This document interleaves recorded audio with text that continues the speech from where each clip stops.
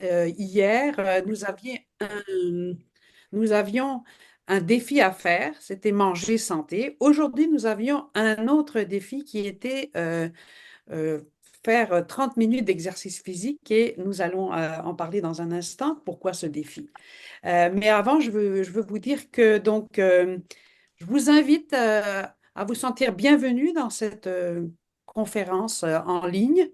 Je vous invite aussi à ouvrir votre caméra si cela vous est possible, parce que c'est plus simple, c'est plus agréable pour le conférencier, Ouais. mais ce n'est pas obligatoire. Sentez-vous libre. Par contre, à moins que vous souhaitiez intervenir, l'audio, il faut le fermer parce que ça fait moins d'interaction, si vous voulez bien. Puis peut-être vous l'avez déjà entendu, mais cette rencontre est enregistrée, comme nous venions de le mentionner avec Madame Angèle. Donc, ça va être enregistré à des fins de partage sur YouTube principalement. Et si vous êtes intéressé à avoir cette possibilité de revoir les conférences, soit vous les cherchez par vous-même avec le nom du conférencier et la date, sans doute que ce sera possible, mais plus simple encore, si vous me donnez votre courriel, je vais pouvoir le remettre aux personnes et vous allez avoir les liens directement dès que ce sera prêt. Euh, alors voilà, donc c'est pour ça que c'est enregistré, vous êtes au courant. Donc aujourd'hui, nous parlons, vous avez, si vous étiez là hier, vous avez peut-être compris qu'on avait un défi à accomplir dans cette journée et c'était de faire 30 minutes d'une marche ou d'un exercice physique quelconque. Alors, il y avait un lien particulier. Puis, si vous l'avez reçu, vous allez pouvoir envoyer peut-être une photo ou quelque chose pour prouver que vous avez fait ces 30 minutes d'exercice physique. Mais sinon, vous allez pouvoir vous reprendre demain. Et puis, pour le défi de demain, on verra ça à la fin de la conférence. Mais si on parle de celui d'aujourd'hui, en fait, pourquoi ce défi? Euh, Nous savons que la connaissance en soi, par elle-même, elle est assez inutile et produit pas de fruits à moins qu'elle soit accompagnée de pratique, à moins qu'elle soit accompagnée de l'application de la connaissance en question. Donc, quand on parle des exercices physiques, c'est par opposition à sédentarité. Mais donc, aujourd'hui, dans le monde qui nous entoure, notre mode de vie, c'est plutôt ce qu'on appelle sédentaire. En fait, c'est comme si tout était fait pour que on ait le moins d'efforts physiques à fournir. Tout est à portée de la main, le téléphone, tout est presque de plus, enfin, en tout cas, de plus en plus de choses sont télécommandable. On peut diriger à distance, on peut ouvrir les lumières, on peut partir le chauffage. Tout est possible pour peu qu'on s'organise un petit peu. Donc, dans la maison, il y a très peu de choses à faire. Aller faire ses emplettes ou son magasinage, déposer son enfant à la garderie ou quelque activité qu'on a, c'est toujours plus simple, plus facile. On gagne du temps en utilisant son auto, par exemple. Donc, on a tendance à réduire au maximum toutes nos activités physiques et même au travail, on est dépendamment de notre travail, mais on est souvent assis sur des chaises à roulettes, on a l'imprimante, on a tout à portée de la main, encore une fois. Donc, c'est comme si tout nous poussait à ne à en faire le moins possible. Or, cette façon de vivre, ce mode de vie, c'est pas la façon la plus idéale de penser en termes de santé. Quand on parle de santé, je ne sais pas si vous avez déjà pensé à ça, mais plus il y a du mouvement, plus c'est vivant. Puis ultimement, avec les années, avec l'âge, et plus on s'approche de la fin, plus le mouvement diminue. Donc ça parle vraiment en soi que la vie, c'est le mouvement. La vie, c'est bouger. La vie, c'est se déplacer et faire travailler son corps. Donc, quels sont les problèmes qui arrivent? En réalité, toutes les maladies que nous appelons aujourd'hui des maladies chroniques, parfois elles sont appelées des maladies civilisationnelles. Donc, ça vient un petit peu de notre façon de comprendre la vie et de l'organiser et de la vivre. C'est-à-dire, toutes ces maladies-là, chroniques, euh, elles proviennent de notre mode de vie. et notre mode de vie. C'est donc ce que nous essayons, sur quoi nous essayons de réfléchir cette semaine. Et donc aujourd'hui, particulièrement l'exercice physique. Donc, je parlais de maladies chroniques. Je peux en citer plusieurs, mais si on peut dire quelque chose de assez simple, tout ce qui concerne les douleurs musculo-squelettiques, normalement, quand on fait beaucoup d'exercices physiques, on comprend, c'est normal d'avoir des douleurs. Parce que les muscles ont travaillé, ils ont besoin de repos, c'est un signal. Mais il est apparu des nouvelles sortes de douleurs qui sont par inactivité. Donc, les douleurs musculo-squelettiques, dans un certain nombre de situations et de cas, c'est justement par inactivité. Les muscles sont prêts à travailler, ils sont tendus, mais comme ils n'ont pas l'occasion ni de se dépenser, ni de se activer, ils restent tendus et ça provoque des douleurs de toutes sortes, des douleurs de dos, des hanches, des genoux, des articulations en général. Donc, pas seulement les maladies musculo-squelettiques, enfin les douleurs, mais on peut parler aussi des maladies cardiovasculaires, on peut parler euh, de l'accident vasculaire cérébral, on peut parler de l'hypertension, on peut parler du diabète, même la santé mentale est dépendante jusqu'à un certain point de l'activité physique qu'on en fait. Et donc, le remède à toutes ces maladies-là, ça retombe pas seulement, mais pour toutes ces maladies-là, il faut inclure l'activité physique. Donc, ce soir, c'est ça, je me suis préparée à vous dire que pour tous ces problèmes-là, il faut augmenter votre activité physique.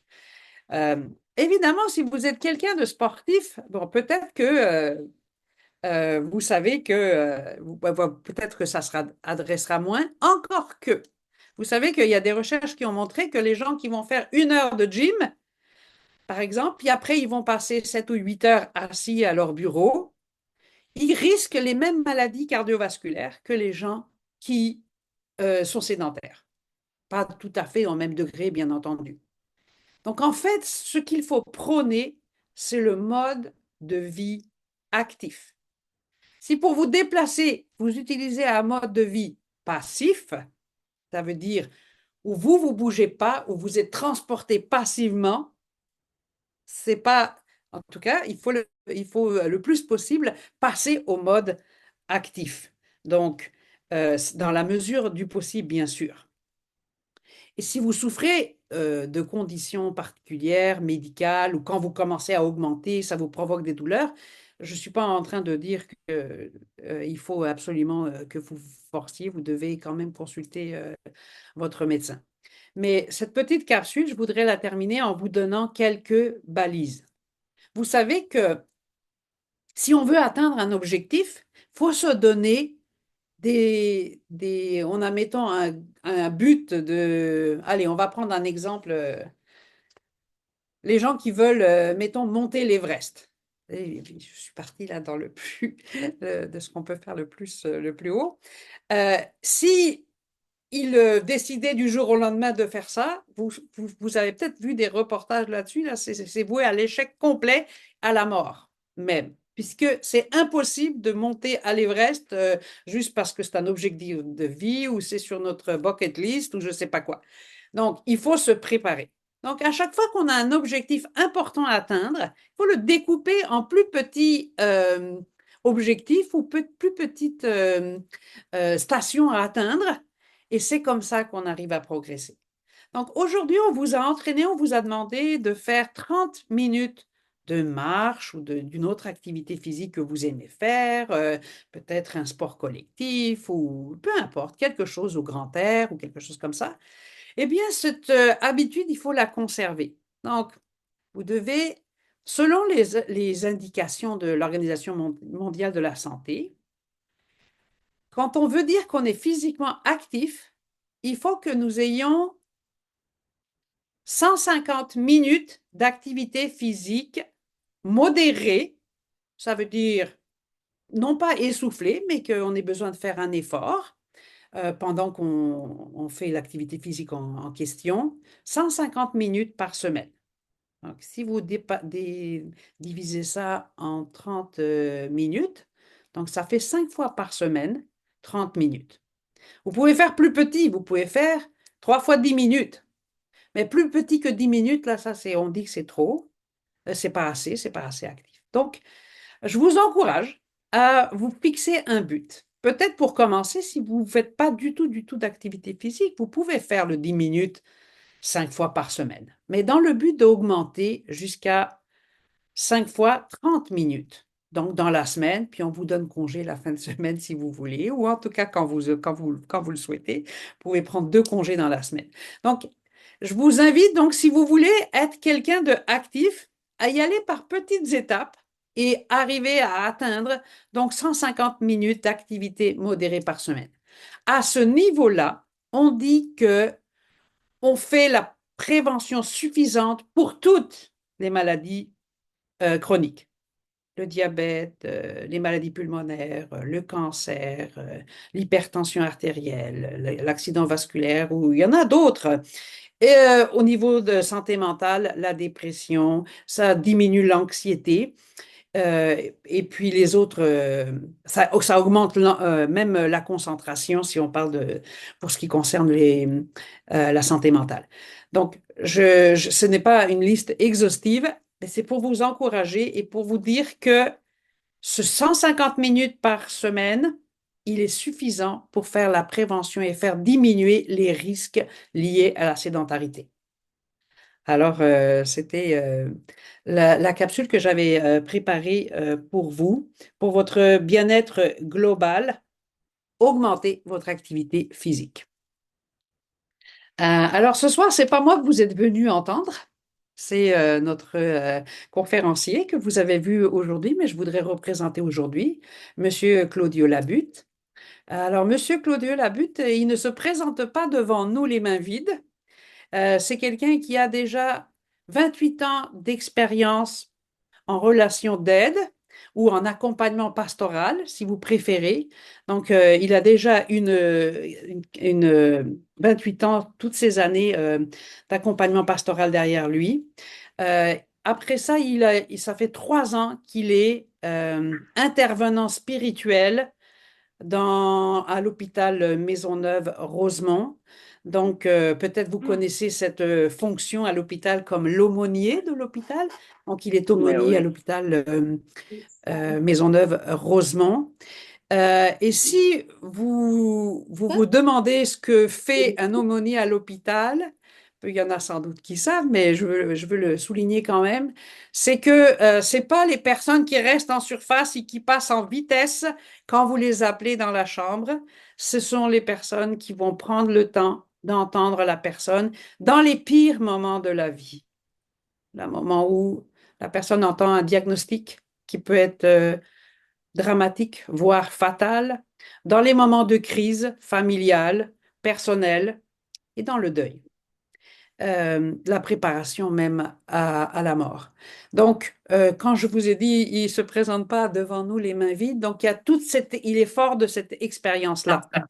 Et en fait, j'ajouterais aussi que du point de vue académique, il est en ce moment doctorant, donc il prépare un doctorat d'accompagnement spirituel du deuil. C'est à l'Université de Montréal.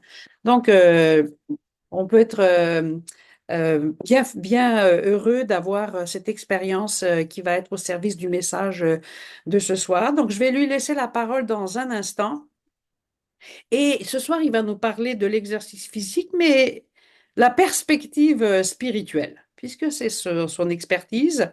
Donc, la perspective spirituelle de qu'est-ce que c'est l'exercice physique dans la vie spirituelle, puisque cette semaine, les conférences que nous entendons, elles sont une mise en forme spirituelle. Moi, j'ai fait une capsule du point de vue physique, mais nous savons que c'est très, très important aussi notre dimension spirituelle. Alors, je vais laisser pour quelques minutes de concentration et de réflexion, de prière, si vous voulez, puis après, M. Claudio Labutte va prendre la parole pour la conférence.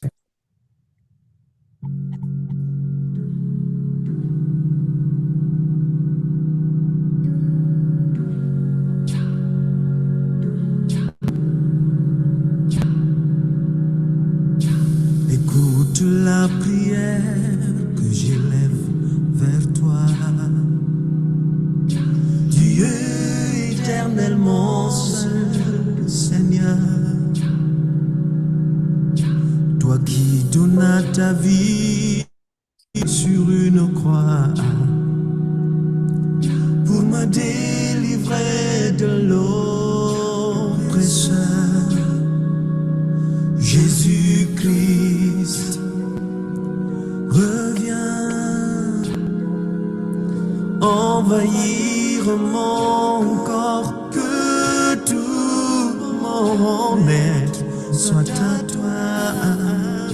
Viens raviver la flamme qu'elle consume mon âme et mes jours. Je veux parler comme toi, entendre Jésus, que ta voix, marcher comme toi, regarder seulement toi. Oh, oh, oh. Rien n'est facile quand tu n'es pas là. Dans les moments de chagrin, des fois, quand le malheur veut s'emparer de moi, ne me laisse pas, Jésus, mon roi. T'es ma force, mon refuge. T'es le seul qui peut me redonner le sourire. Viens raviver la flamme qu'elle consume le noir, mon âme et mes jours. Je veux parler comme toi, entendre Jésus, que ta voix, marcher comme toi, regarder seulement vers toi.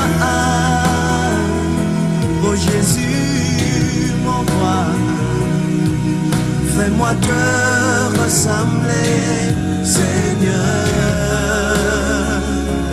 Je veux parler comme toi, entendre Jésus, que ta voix, marcher comme toi, regarder seulement.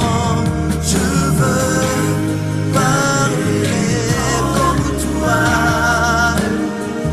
entendre Jésus, que ta voix, marcher comme toi, regarder seulement, marcher comme toi, regarder seulement vers toi.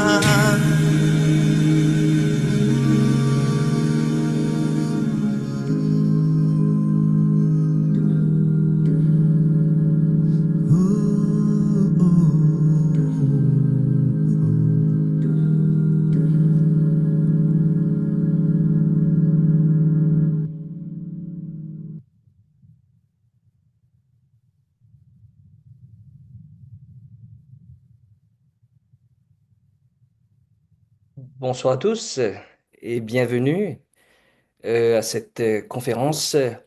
Comme l'a si bien dit Lydia, on est là durant cette semaine pour se refaire une santé spirituelle, n'est-ce pas? À devenir des personnes, des hommes et des femmes qui portent en eux cette parole de guérison. Hier, c'était le titre qu'on a abordé, donc les paroles qui blessent et la parole qui guérit. Je pense que aujourd'hui vous avez fait et nous avons certainement fait attention aux mots que nous utilisons et aux engagements que nous prenons. Pour ce soir, nous allons poursuivre notre causerie et Le titre que je vous propose est Nouer une bonne relation. Nouer une bonne relation. Je vais vous parler, bien sûr, de l'exercice et spirituel, hein. Nous avons compris à travers cette capsule-là de Lydia que le manque d'exercice physique euh, propre, bien sûr, à notre mode de vie actuel est l'un des principaux facteurs de risque pour notre santé. C'est ce qu'elle a mentionné dans ses propos, n'est-ce pas?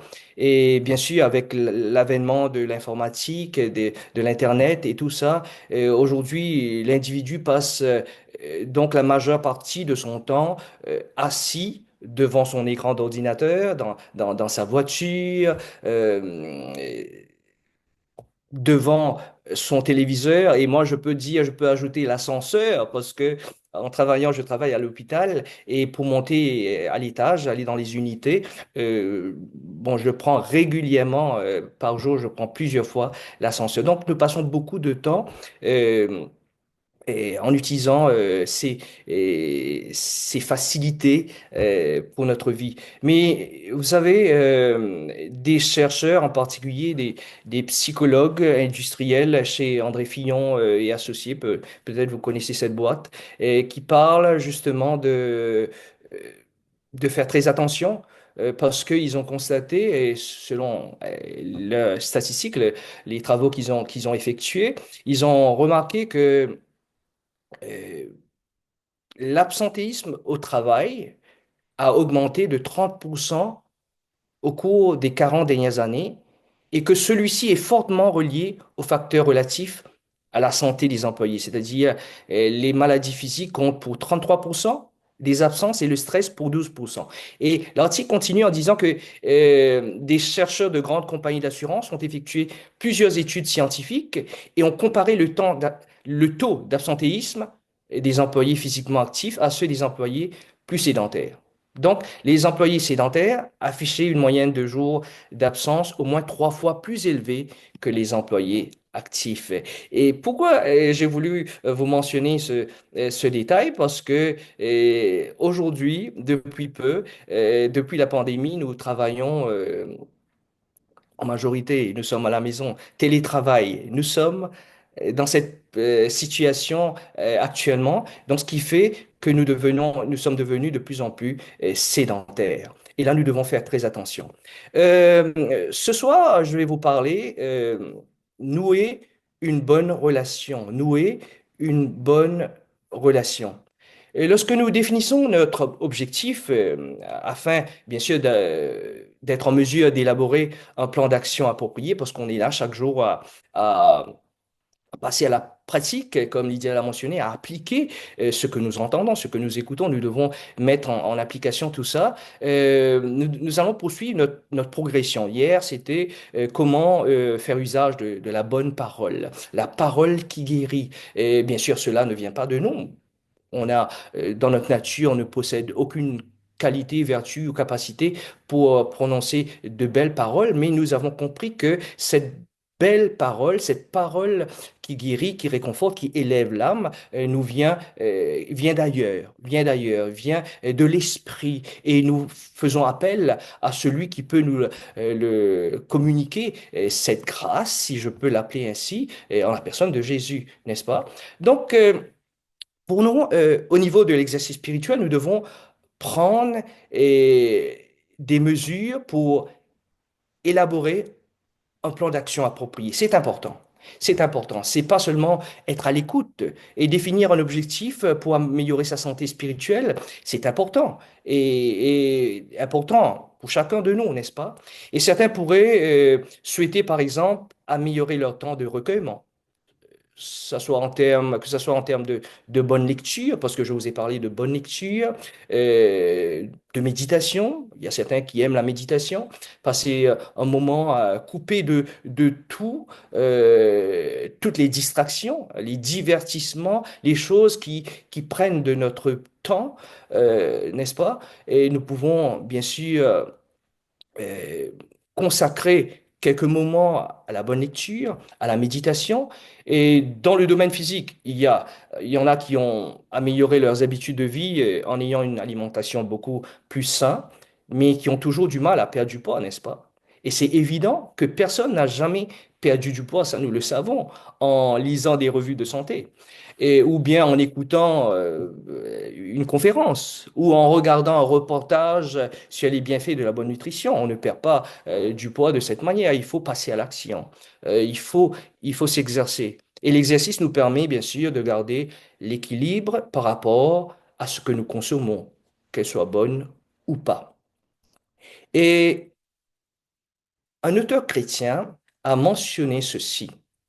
Et d'après sa propre analyse, il dit, car celui qui écoute la parole sans la mettre en pratique ressemble à un homme qui se regarde dans un miroir et se voit tel qu'il est. Après s'être regardé, il s'en va et oublie aussitôt comment il est.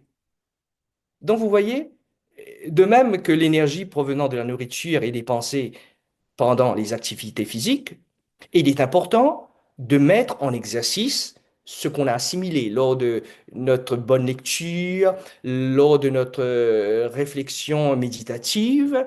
Et nous avons vu que le fait d'alimenter l'esprit des paroles nourrissantes contribue à maintenir une bonne croissance spirituelle. Hier, j'en ai euh, parlé pas mal là-dessus. Comme bien nourrir l'esprit de bonnes choses nous procure un équilibre mental équilibré, c'est essentiel de mettre en pratique ce que l'on considère comme vrai, comme juste. Donc, ne soyons pas, comme nous dit cet auteur chrétien, des auditeurs oublieux. Nous écoutons et puis nous oublions, n'est-ce pas? Mais soyons des réalisateurs agissants, car ceux qui s'appliquent ainsi seront heureux dans ce qu'ils réaliseront.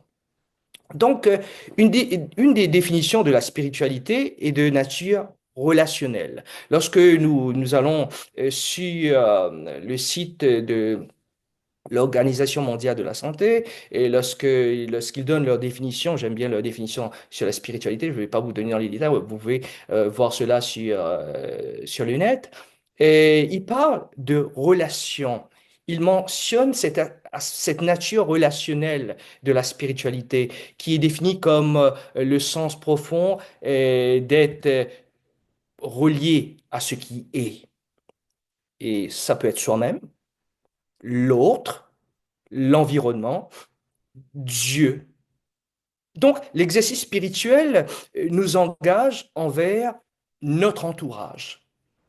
C'est un bel exercice, n'est-ce pas? Et c'est la définition de la religion selon le point de vue biblique, selon la spiritualité biblique. Lorsqu'on parle de religion, cela se trouve dans une lettre adressée aux chrétiens de toutes les époques. On nous dit que, voilà, la vraie religion consiste à aider les démunis, à venir en aide aux nécessiteux, à se lier, à se relier aux autres. Et d'ailleurs, lorsqu'on aime la vie, on accompagne les faibles. Je suis sûr que vous êtes d'accord avec ça. Lorsqu'on aime la vie, bien on a vu, il faut préserver sa langue du mal, éviter les paroles trompeuses, ainsi de suite. Mais lorsqu'on aime la vie, lorsqu'on veut jouir du bonheur, on accompagne les démunis, les nécessiteux. Et l'accompagnement fait vivre en soi et autour de soi cette conscience d'être relié et cette joie de se sentir vivant. C'est très, très important. Qui d'entre nous ne souhaite pas être accompagné en période difficile? Moi, je le dis parce qu'il y a beaucoup qui me l'ont fait savoir lors de mes accompagnements à l'hôpital auprès des personnes qui souffrent, que ce soit eux ou membres de leur famille. Ils ont dit, voilà, ça fait du bien. Ça fait vraiment du bien d'être accompagné en période difficile, surtout lorsque nous traversons un deuil. Et ici, bien sûr, je ne parle pas être accompagné ou avoir beaucoup d'amis. C'est pas ça ce que je dis. Parce que le sage, souvent je le cite, il était considéré comme des plus grands sages de ce monde. C'était un roi, il s'appelait Salomon. Et donc, il dit, il y a des amis qui mènent au malheur. Un ami véritable est plus loyal qu'un frère. Ah, j'aime bien sa définition lorsqu'il parle ce que c'est vraiment un ami. Il dit, il y a des amis qui mènent au malheur. Un ami véritable est plus loyal qu'un frère. Donc, c'est plutôt de nouer de bonnes relations et d'être ami ou un voisin proche qui vaut beaucoup, parfois mieux qu'un frère lointain. Et c'est lui qui continue. Et ici, euh, on parle de l'Ecclésiaste. L'Ecclésiaste, ça vient d'un mot grec qui signifie orateur, prédicateur, prêcheur. Et il dit, deux hommes associés valent mieux qu'un seul. À deux, ils obtiennent un meilleur résultat pour leur travail. Si l'un des deux tombe, l'autre le relève. Au contraire, celui qui est seul est bien malheureux. S'il tombe, il n'y a personne pour le relever. À deux, c'est mieux. À deux, c'est mieux. Nous sommes dans cet exercice spirituel, mais comment vivre cela si ce n'est en nouant de bonnes relations? D'abord, là, parce que nous voulons être cet accompagnateur, n'est-ce pas? Nous aimons être accompagnés, nous aimons vivre cette expérience du point de vue du souffrant, mais nous pouvons aussi vivre cette expérience du point de vue de celui qui accompagne. Et d'abord, nous devons, là je vais mettre un peu l'accent sur ce que c'est ce qui est, ce qui fait un bon accompagnateur. Et donc, il y a la catégorie d'accompagnateur ou de partenaire qui reste un associé. Vous allez croiser beaucoup ce genre de personnes. Et cette personne-là, donc, il est du type associé, c'est une personne qui n'est pas avec toi. Il n'est pas avec toi pour ce que tu es. Je vais répéter ça. Cette personne-là, et bien sûr, tu ne dois pas être cette personne, parce que cette personne-là n'est pas avec toi pour ce que tu es, mais elle est à tes côtés par rapport à ce que tu fais. Vous voyez, il y a une différence. Elle est là avec toi, pas pour toi.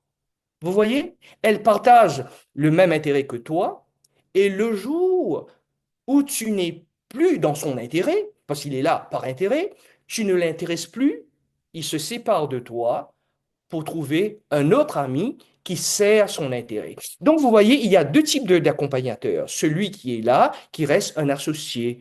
Il est dans une relation d'intérêt. Mais, par contre, il y a ceux qu'on pourrait appeler les vrais accompagnateurs. Et c'est ce qui nous intéresse ce soir dans cette conférence. Et on peut les appeler aussi les confidents. Et ce type de partenaire ou d'accompagnateur est un ami sincère.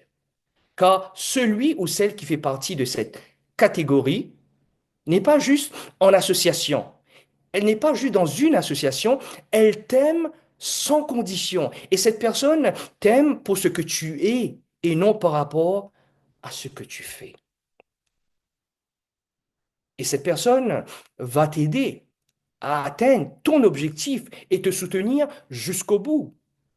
C'est ce genre de personne, hier j'ai encouragé bon, tous les internautes, tous ceux qui ont suivi, qui écoutent, à avoir de tels amis, n'est-ce pas? Quand tu te retrouves dans des soucis, dans des ennuis, elle est là près de toi. Quand tu es découragé, elle est toujours présente pour toi. Avec elle, tu peux partager des secrets, n'est-ce pas? Et cet ami en question ne te juge pas, mais il ou elle, ça peut être un homme, une femme, elle est là pour toi, il est là pour te nourrir la pensée de ce qui est vrai en étant franc dans la critique. Écoutez ça, c'est très important ce que je dis. Cette personne, parce que très souvent nous disons, ah, c'est pas un bon compagnon, c'est pas un bon accompagnateur, parce que voilà, cette personne me fait des critiques. Mais cette personne, pour te nourrir la pensée de ce qui est vrai, elle est franche dans sa critique. Et parfois, elle va même te montrer ses affections et sa loyauté par des reproches. Le sage le dit, mieux vaut une critique franche qu'une amitié qui ne se manifeste pas. Et c'est ça où on fait fausse route dans notre société. Nous disons, sois toujours entouré de gens qui te flattent. On cherche, d'ailleurs dans les réseaux sociaux, on regarde un peu les commentaires, et des fois les likes et tout. Nous disons, ah, cette personne m'aime certainement. Il faut faire très attention avec ça. Nous sommes dans une mise en forme spirituelle et durant toute cette semaine, nous devons veiller à ce que nous puissions trouver et devenir aussi cet accompagnateur, cet ami, ce confident, si vous voulez, donc qui soit apte. Ce type d'ami va te confronter. Ce type d'ami va te secouer par moments pour que tu te ressaisisses. Ça, ce sont les vrais amis. Et cependant, nous en avons tous besoin d'une personne comme cela dans notre vie. Et avec elle, nous atteindrons nos objectifs de vie. Donc, il faut faire très attention. C'est pas celui qui te dit, voilà, je t'aime, qui est là, mais nous devons faire très attention à avoir le discernement aussi. Nous devons être très prudents de ne pas confondre l'associé et le confident, parce que malheureusement, nous avons du mal à distinguer le confident et l'associé, car l'associé, c'est aussi être attachant.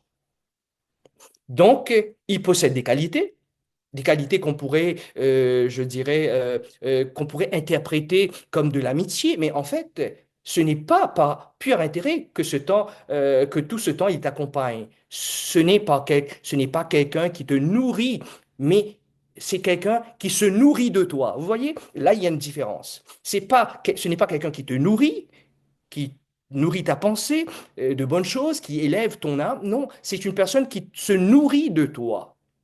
À un moment, c'est sûr que l'associé nous abandonnera et nous laissera tomber. Donc, parce qu'en réalité, il a agi pendant tout ce temps comme des béquilles plus que des épaules. Restons positifs, parce que nous n'aurons pas besoin des béquilles. Nous n'aurons pas besoin des béquilles tout au long de notre vie. Même une personne qui s'est fait opérer de la cuisse, de la jambe ou des pieds, n'aura pas besoin toujours des béquilles tout au long de sa vie.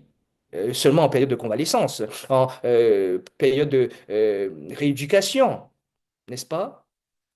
Donc, une personne qui ne veut pas contracter la grippe, hier j'en ai parlé, prendrait des précautions, plusieurs précautions. Chez nous à l'hôpital, on le fait, on porte des masques et des blouses et des visières. Bon, il y en a tellement de mesures à prendre, donc des mesures, plusieurs précautions à prendre pour ne pas contracter, pour ne pas être contaminé. Et parmi tant d'autres, cette personne éviterait de rester dans la présence des personnes qui sont malades et qui portent le virus. Nous devons faire très attention, et c'est ce que je fais régulièrement dans ma profession. Mais sur le plan spirituel, cela va de soi, et d'éviter aussi la compagnie de ceux qui respirent la haine.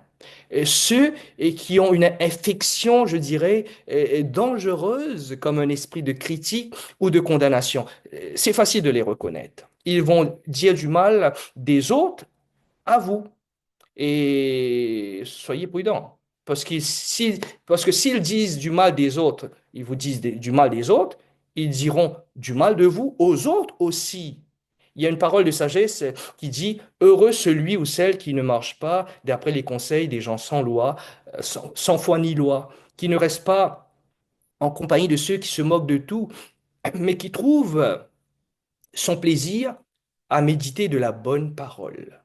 La bonne parole, ça peut provenir d'une bonne lecture. Hier, je vous ai proposé quelques psaumes, d'un bon livre, des amis qui ont de belles paroles. Et il y a ces amis qui vraiment ont cette parole qui guérit, n'est-ce pas? Qui élève votre âme, qui n'est pas là pour vous abaisser, pour vous rabaisser, pour vous amoindrir. Non, elle est là pour vous élever. Et nous savons, eh bien, lorsqu'une partie de notre corps, de notre organisme n'est pas bien utilisée, elle finit par s'atrophier. Comme le disait cet écrivain français Charles Baudelaire, des fois, on se demande si le progrès n'aurait pas atrophié en nous la partie spirituelle. Ah, on est dans le progrès. Ah, avec l'avancement technologique, ainsi de suite, avec tout ça, nous nous demandons, hein, comme l'avait dit Baudelaire, si le progrès n'aurait pas atrophié en nous toute la partie spirituelle. Donc, c'est important de pratiquer. Pratiquer de bonnes actions ou participer à un événement de bienfaisance. En se rendant, je dirais, utile. Vous n'allez pas devenir tous aumôniers ou... non, c'est pas ça l'idée. L'idée, c'est de réaliser quelque chose de bien qui procure à la fois du plaisir, parce que on n'est pas là pour vous encourager à faire des choses par contrainte. Non, quelque chose qui procure à la fois du plaisir, de la satisfaction, et non seulement à ceux qui en bénéficient, les bénéficiaires, mais aussi à vous. Ça, c'est très important. Mais, et là, vous allez me demander, mais c'est beau tout ça, tout ce que vous nous dites, mais comment arriver à cela? Et je vais vous donner quelques conseils. Premièrement, pour s'exercer, pour s'adonner à cet exercice spirituel qui fait du bien autour de nous, qui nous fait du bien, il nous faut quitter notre zone de confort. Et on a du mal avec ça. Chose qui n'est jamais facile, quitter sa zone de confort. Quitter sa zone de confort, de notre part, ça demande des efforts. Ça demande des efforts à se déplacer afin d'établir le contact avec nos semblables. C'est aussi simple que ça. Mais c'est tellement difficile, n'est-ce pas? C'est tellement compliqué pour beaucoup. Parce que notre société prône la communication à travers les facilités que nous procurent les avancées technologiques. Donc, je suis en communication. Ah, je suis connecté avec autrui. De quelle manière? Par le biais de la technologie, sur les réseaux sociaux. C'est pas ça ce que je vous dis. Moi, je vous parle de sortir de votre zone de confort, de votre espace euh, très fermé et d'aller vers l'autre. C'est ainsi que nous allons assouvir cette soif de relations personnelles et sincères.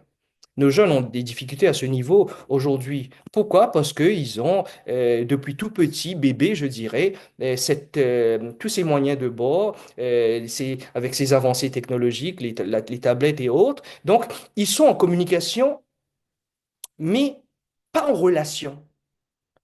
Et là, par exemple, ce mouvement vers l'autre, qu'est-ce que cela nous donne? Qu'est-ce que cela nous apporte? Ce mouvement, sortir de notre zone de confort.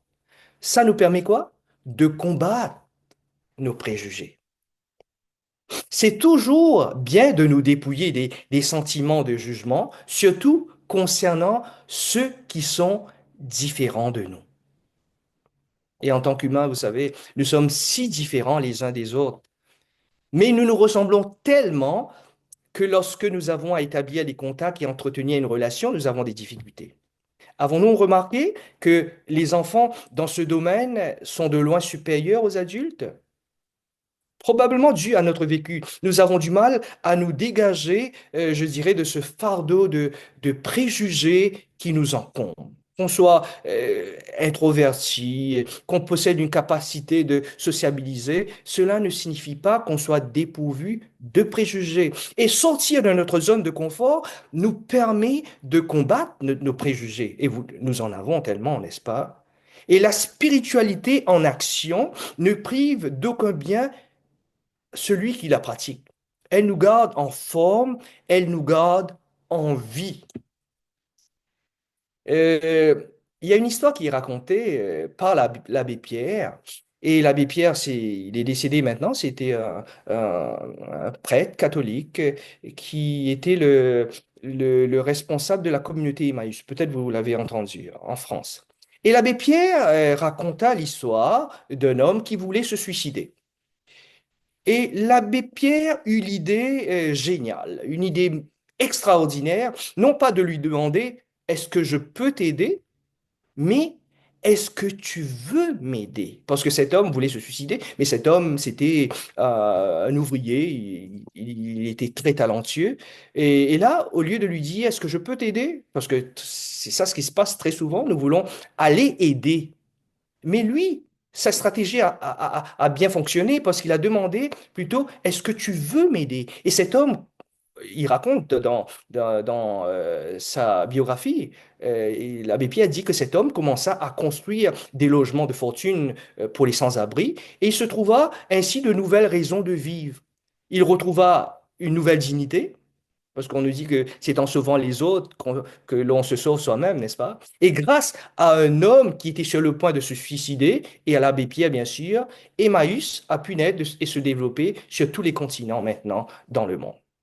Donc, je pense, par expérience, qu'encourager quelqu'un à participer à l'œuvre de bienfaisance envers autrui lui donne la force de vaincre les faiblesses. Et nous allons pratiquer, et là je vous encourage à appliquer cet aspect de l'exercice spirituel, aider une personne à vaincre les faiblesses qui l'empêchent d'avancer sur le chemin de sa mission. Et peut-être par une parole. Et l'abbé Pierre, lui, il a prononcé quelques mots. Est-ce que tu veux m'aider? Belle parole, n'est-ce pas?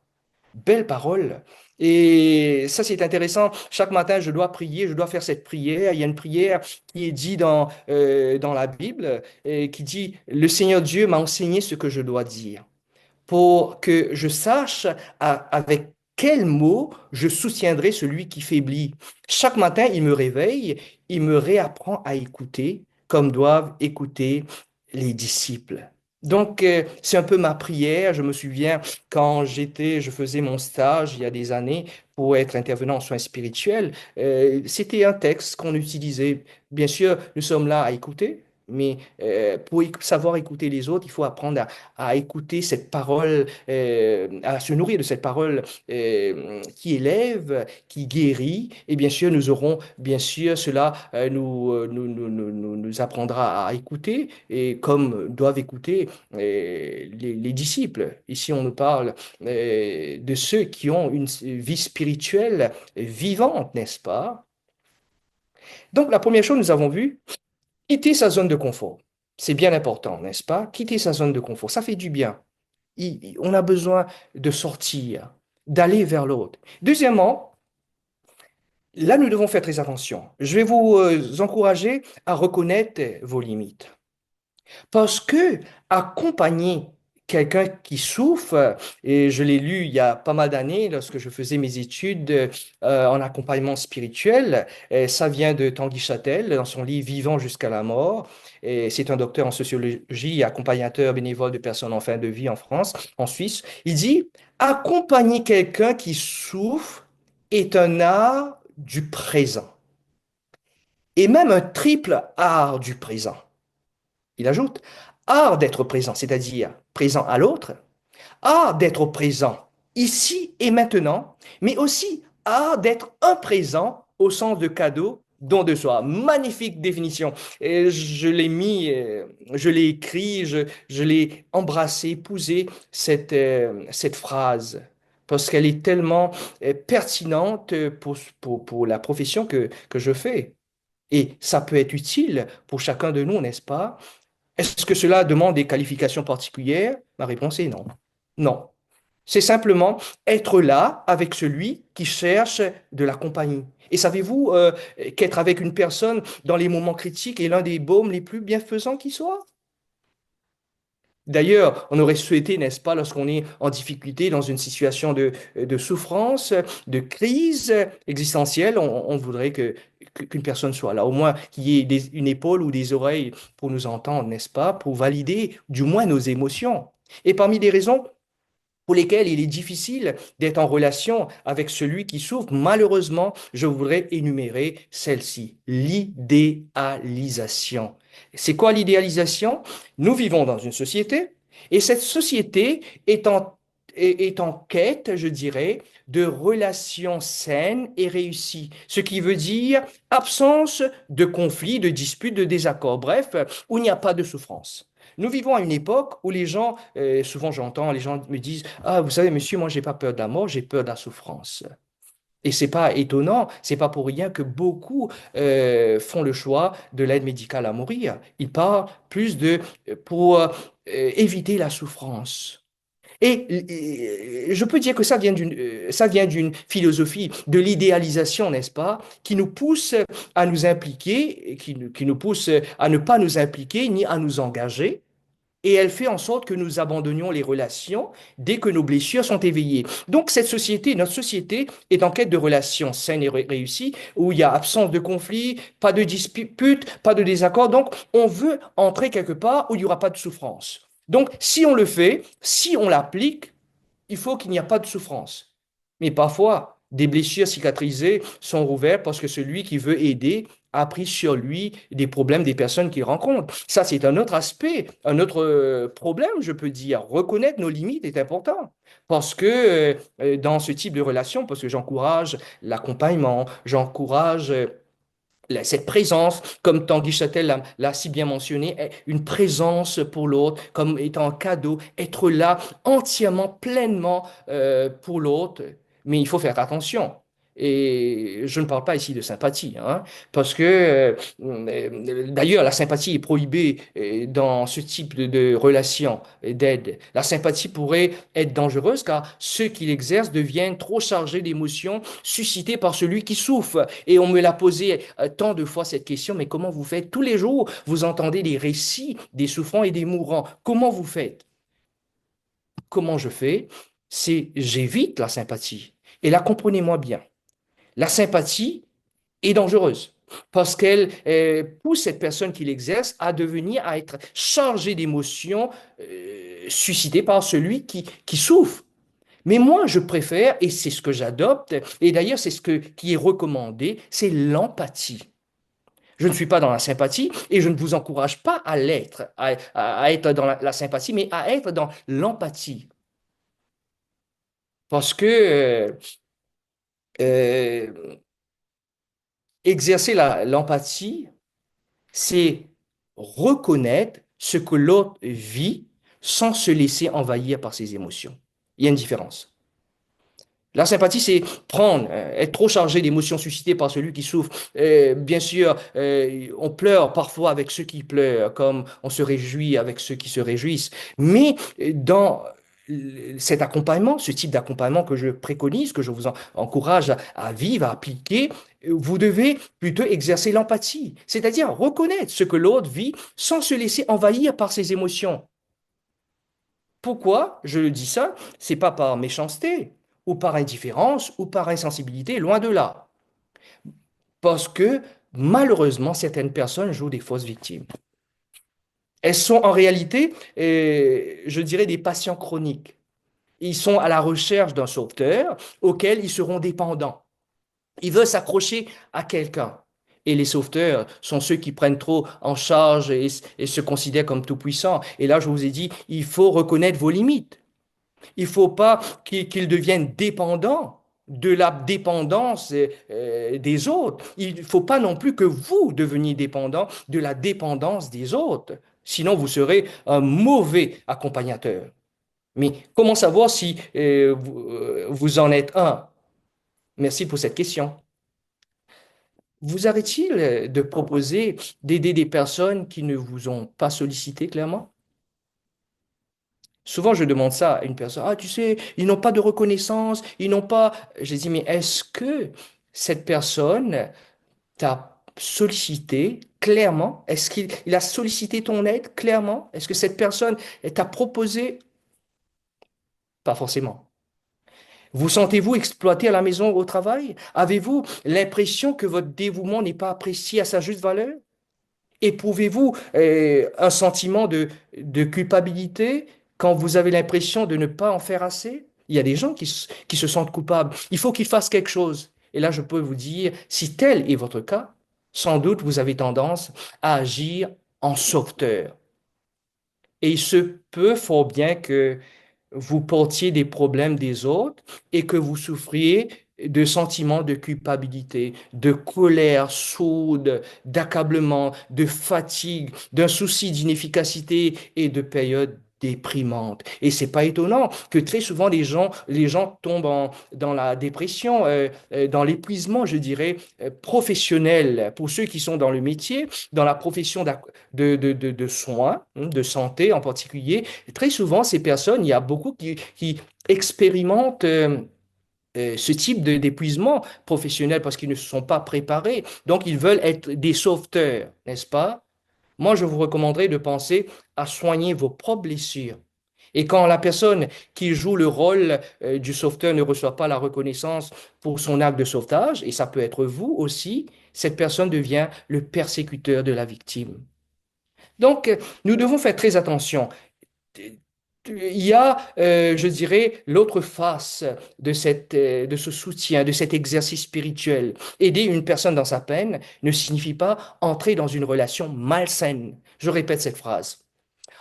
Aider une personne dans sa peine ne signifie pas entrer dans une relation malsaine de dépendance au risque de se perdre avec. Parce que c'est au contraire, c'est forcé. Nous devons être un ancrage dans la réalité du souffrant, c'est-à-dire un havre où il peut de temps en temps venir se reposer. On n'accompagne pas forcément le souffrant pour le soulager.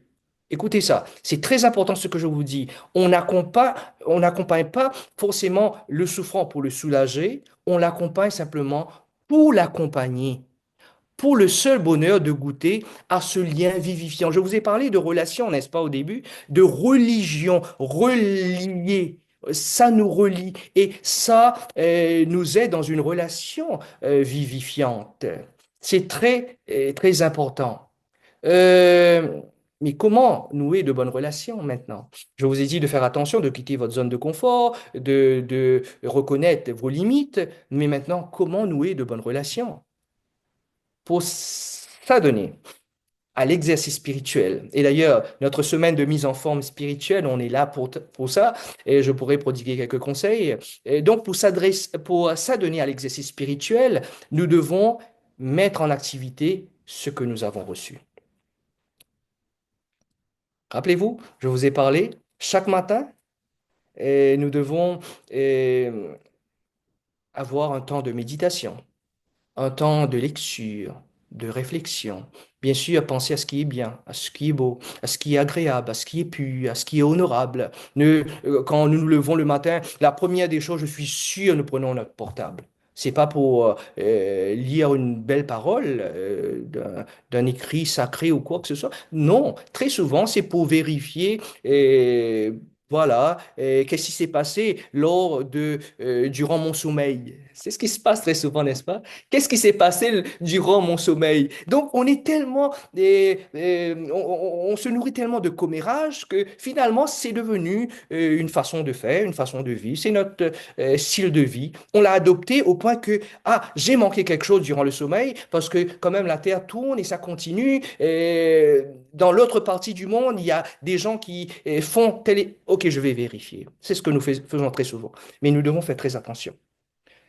Comme l'arbre donne l'oxygène, la personne qui se nourrit l'esprit de la bonne parole dégage une odeur de vie à ceux qui l'entourent.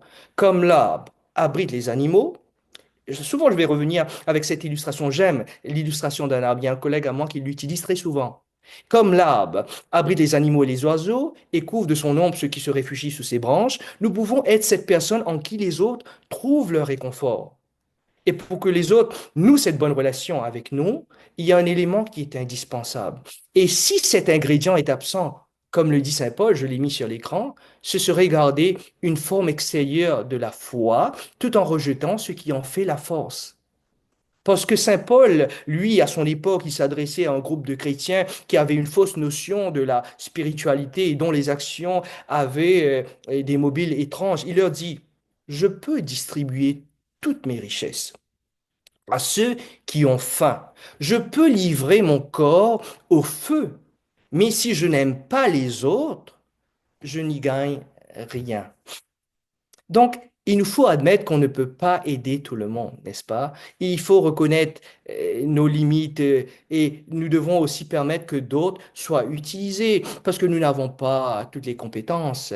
Il faut utiliser tels que des experts et des spécialistes dans des domaines particuliers. Nous devons faire appel à ces personnes-là, n'est-ce pas? Et des fois même canaliser cette personne qu'on accompagne vers d'autres personnes. Nous avons notre bout de chemin à faire et puis ça s'arrête là. Si ça dure 2 minutes, 10 minutes, qu'importe. Donc, ces 10 minutes, que ça soit 10 minutes de temps bien investi, n'est-ce pas, avec des actions bien posées. Donc, nouer de bonnes relations, chers amis, ne consiste pas à prendre en charge les besoins des autres à nos propres détriments. C'est ce que j'ai voulu dire tout ce temps. Ou bien se servir des autres pour satisfaire nos propres besoins. voilà, j'ai des besoins particuliers, là je vais aider les autres pour satisfaire, pour combler mes manques à moi. Mais dans ces deux cas, c'est pas bon. Pourquoi? Dans les deux cas, ce n'est pas de l'amour, comme Saint Paul l'a dit. Le premier cas, c'est aimer mal, et dans le deuxième cas, c'est s'aimer mal. L'amour de soi est important. L'amour de soi est important. On ne peut pas aider les autres. On ne peut pas aimer les autres sans aimer soi-même. On ne peut pas aimer les autres plus que soi-même. Je ne vois pas ça dans aucune spiritualité, hein. Je ne vois jamais aime ton prochain plus que toi-même. J'entends plutôt aime ton prochain comme toi-même. Donc, l'exercice spirituel commence par l'amour de soi. Et c'est très important, les amis. Et pour entretenir l'amour de soi, il nous faut reconnaître notre propre valeur, mais aussi reconnaître notre vulnérabilité et nos limites.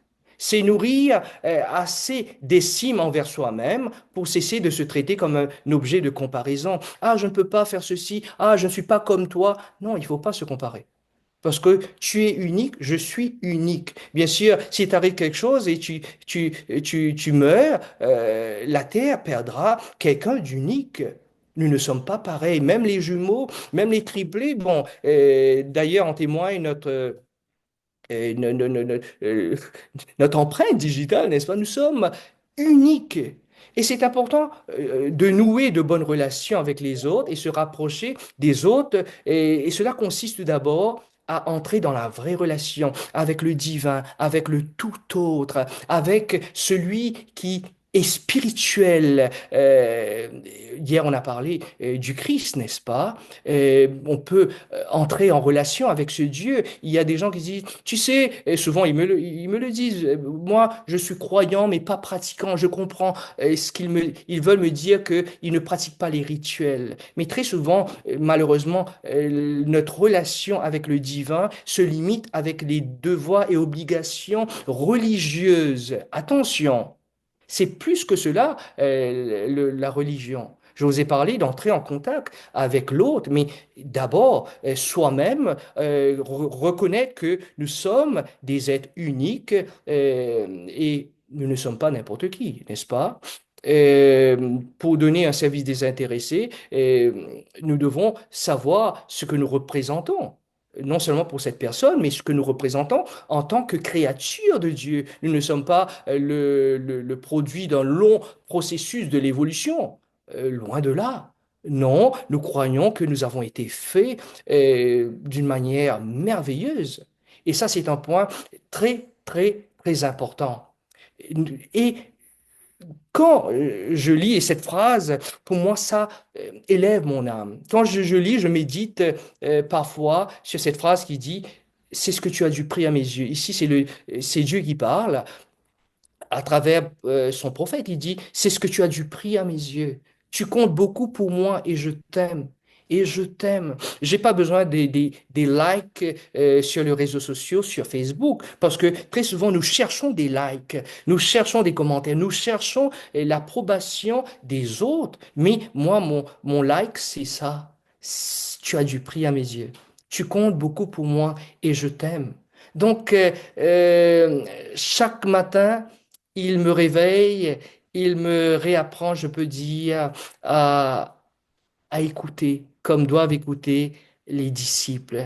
Et lorsque nous nous engageons à faire de cet exercice spirituel notre pain quotidien, à nous laisser instruire par ces belles paroles, à écouter des paroles qui inspirent, qui consolent, qui motivent et qui nourrissent l'esprit, nous serons aptes à manifester à l'autre l'importance qu'il a pour nous.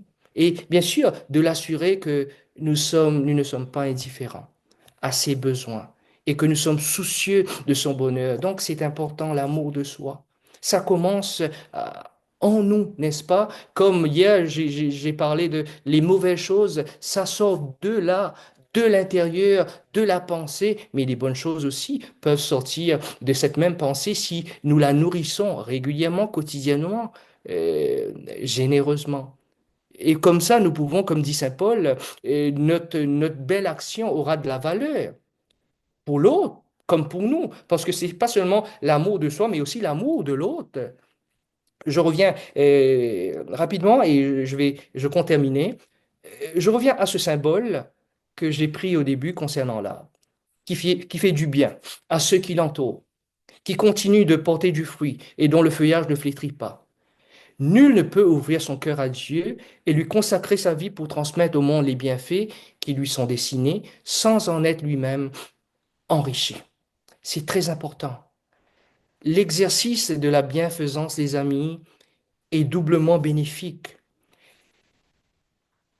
Tu veux le bien de l'autre, tu te fais du bien à toi-même. C'est une bénédiction pour les démunis, les nécessiteux, mais le donateur est lui-même l'objet d'une grâce plus grande encore. Et c'est merveilleux, n'est-ce pas?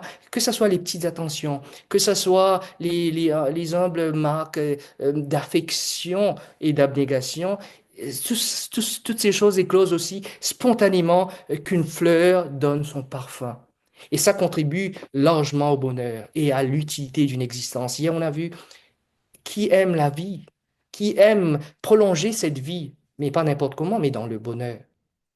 Et nous devons bien sûr le faire et, et à travers, en étant en communion, je dirais, avec celui qui est le vrai, celui qui est le bon, celui qui est le juste, celui qui est la sagesse incarnée. Et hier, j'ai parlé de cette communion avec Jésus, n'est-ce pas?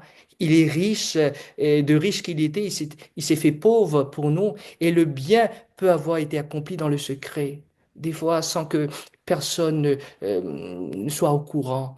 Mais son influence sur le caractère, votre caractère, ton caractère, mon caractère, cela aura exercé, que cela aura exercé ne pourra rester caché. C'est très important, comme l'eau qui descend dans ces ruisseaux, et bien sûr en amont, qui descend de la montagne, et là où ça passe, nous voyons qu'il y a de la verdure, il y a, il y a de la vie. Moi, ce que je vous encouragerai ce soir, bien sûr, que chacun de vous utilise pour le bien des autres le don particulier qu'il a reçu de Dieu. Et faites de cela un exercice quotidien. Recevez, prenez, prenez, prenez pour que vous puissiez partager. Et vous serez ainsi de bons administrateurs des multiples dons divins. C'est pas moi qui le dis. Je termine ma conférence par les propos d'un proche collaborateur du Christ. C'était Saint Pierre lui-même. Donc, que ça soit votre vie, que ces conseils prodigués, que nous puissions tous l'appliquer avec l'aide de Dieu. Sur ce, je vous remercie de votre attention et je vous donne rendez-vous demain parce que nous allons continuer notre série de conférences. Aujourd'hui, c'était nouer une bonne relation et nous avons vu comment nouer une bonne relation, de bonnes relations. Donc, demain, nous allons parler sur autre chose, sur l'eau. Je ne vais pas vous donner toutes les informations. Je vous invite à être présent, à venir et inviter vos amis aussi pour goûter à cela durant cette semaine de mise en forme spirituelle. Merci beaucoup. Alors, Claudio Labitte, je vous remercie pour cette présentation. Vous nous avez amené à envisager la relation à l'autre de façon spirituelle. Et quand vous dites sortir de la zone de confort, on comprend qu'il y a un effort à faire. Et en effet, pour une vraie relation significative, spirituelle, il y a un effort à donner. Merci beaucoup. Alors, avant de terminer vraiment, de clore cette soirée, je voudrais vous parler du défi de demain. Donc, on vient de mentionner que ce serait sur l'eau. Alors, on va vous inviter à... Alors, ce que je vais faire, c'est que je vous mets ici dans le chat. Vous savez, en bas de votre écran, il y a une petite bulle avec des petits points qui dit chat, donc, ou conversation peut-être, selon les versions de Zoom que vous avez. Et j'ai mis, je crois que ça vient de partir. Et je voudrais mettre le lien qui va être, qui n'est pas, que certains vont recevoir et d'autres non. Si vous cliquez sur ce lien, vous allez être dirigé directement vers le défi qui est pour demain. et dans lequel vous allez pouvoir donner une forme de preuve d'ici demain soir avant la conférence de demain. Donc les défis, nous participons dans un but un peu ludique et peut-être de gagner quelque chose à la fin, possiblement si nous faisons tous les défis. Demain, vous allez découvrir en cliquant dessus, il faut boire 2 litres d'eau dans la journée. Donc, ce sont les recommandations pour être suffisamment hydraté. Je vous invite donc à participer, puis en découpant, comme on a parlé au début en introduction, à peut-être se fixer des petits objectifs atteignables, je ne sais pas, peut-être boire un verre d'eau toutes les 2 heures au moins ou quelque chose. Organisez-vous pour pouvoir y arriver. Sans organisation, il est possible que la journée passe et que vous n'ayez pas bu votre 2 litres. Alors simplement, donc je vous invite soit à cliquer sur ce lien pour y aller directement, ou alors cliquez sur celui que vous allez recevoir euh, par courriel. À ce propos, comme vous aviez certaines personnes, il y a 2 personnes qui ont posé la question. Donc, est-ce que vous pouvez recevoir, vous aussi, les liens, premièrement, vers l'enregistrement de la conférence comme telle, mais aussi vous pourriez recevoir ce lien. Restez après la fin, donc, et vous allez pouvoir communiquer avec moi et je vais prendre votre courriel et je vous serai inscrit dans la liste. Euh, alors, donc, je voudrais vous donner donc rendez-vous demain soir à 19 heures, ainsi que vous venez d'être invité. Et je crois que j'ai fait le tour de ce que je voulais dire. Je vais laisser le mot de la fin, c'est-à-dire la prière de la fin, à Claudio Labute. Nous allons prier. Nous voulons te dire merci au grand Dieu de nous réveiller chaque matin, de nous faire ce très beau cadeau de la vie et de nous insuffler par ton esprit cette parole vivifiante. Nous voulons pouvoir aider, accompagner et être celui qui s'engage à faire du bien autour, là où nous allons, là où nous sommes. Et reste avec nous et continue de nous garder dans ton amour, ta bienveillance et de nous aider à poursuivre cette mise en forme durant cette semaine de causerie. Amen. Amen. Amen. Merci. Bonne soirée tout le monde.